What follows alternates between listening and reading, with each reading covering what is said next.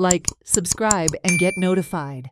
In a damning disclosure, former Railways Minister Suresh Prabhu said any project should be discussed with local people first before launching.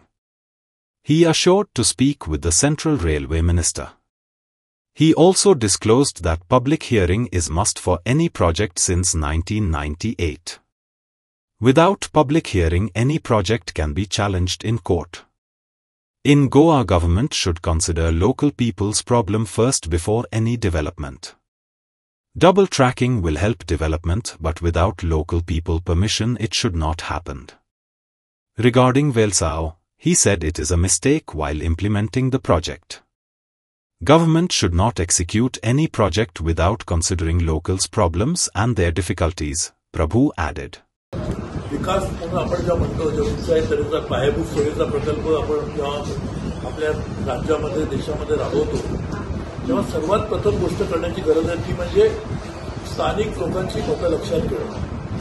आणि ही गोष्ट 1998 साली मी देशाचा पर्यावरण मंत्री असताना ह्या गोष्टी सांगतो जनसुनावणी घेणं ही कुठचाही प्रकल्प हाती घेण्यापूर्वी आवश्यक आहे.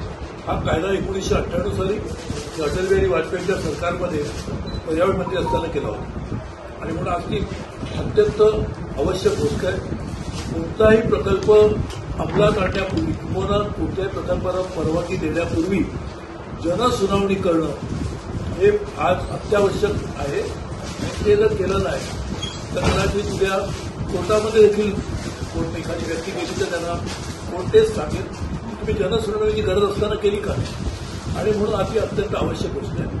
डबल ट्रॅकिंग हे कोकणाच्या आज आपल्याला माहिती आहे की मी रेल्वेमंत्री होतो आणि त्यावेळेला डबल ट्रॅकिंग करण्याचा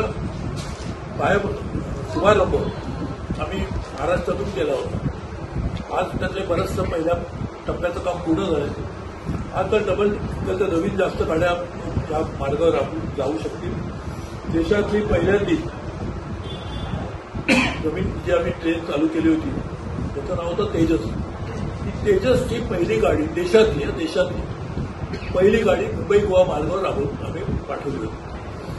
त्यानंतर विस्टाडोम ज्याला म्हणतात जिकडे त्या गाडीमध्ये बसल्यानंतर आपल्याला बाहेरचं सगळं दृश्य पारदर्शकपणे दिसू शकतं ती देखील गोव्याला आपण मुद्दावर पाठवली होती.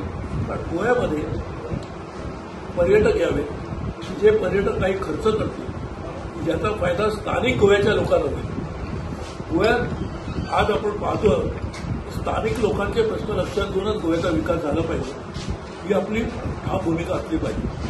स्थानिक जे लोक आहेत गोव्याचे त्यांचा व्यवसाय काय एकदम मच्छीमारी शेती बागायती किंवा पर्यटन ह्या सगळ्या गोष्टींसाठी बाजारपेठ जर हवी असेल तर ट्रेन ही एक मार्ग असू शकतो. आणि म्हणून डबलिंग जर झालं त्याचा फायदा स्थानिकांना नक्की होऊ शकतो. परंतु त्यासाठी जी जागा जर घ्यायची असेल जमीन अधिग्रहण करायचं असेल तर त्यासाठी देखील स्थानिक लोकांच्या परवानगीशिवाय ते होता कामा नये. त्यांना योग्य मोबदला मिळाला पाहिजे. आज तीच परिस्थिती सिंधुदुर्ग आणि रत्नागिरीमध्ये देखील आहे. तिकडच्या लोकांनी जमिनी दिल्या त्या जमिनी दिल्या नसत्या तर कदाचित कोकणाला आलीच नसते. पण जमिनी दिल्यानंतर त्याचा योग्य मोबदला त्यांना मिळाले त्यांनी नोकऱ्या मिळाल्या ही आजही तक्रार दुर्दैवाने आहे. आणि म्हणून ते प्रश्न सोडवूनच हा आपल्याला सबलीकरण करायला पाहिजे. वेळसाव म्हणून गाव आहे डबल ट्रॅकिंगसाठी. तिथे लोकांच्या घराच्या जे बाहेर पडण्याची जागा आहे तिथेच माती टाकली गेली आहे. म्हणजे त्यांना बाहेर पण हे होत नाही यायला भेटत नाही आणि आतमध्ये जाता पण त्यांना खाली उतरायला पडतं. याच्याबद्दल काय आता हे अंमलबजावणी करताना झालेली चूक आहे. मी तुम्हाला सांगत होतो की डबलिंगची गरज करतात ज्या ज्या ठिकाणी स्थानिक लोकांच्या अडचणी असतील त्या लक्षात घेतल्याच पाहिजे. त्या दूर करण्यासाठी प्रशासनाने त्यावर लक्ष दिलं पाहिजे. रेल्वे मंत्रालयाने देखील हा प्रश्न नक्कीच सांगेल की कोणत्याही परिस्थितीत स्थानिक लोकांच्या अडचणी लक्षात न घेता कोणताही प्रकल्प अंमलात येता कामा नये. यामध्ये ठाम भूमिका आहे.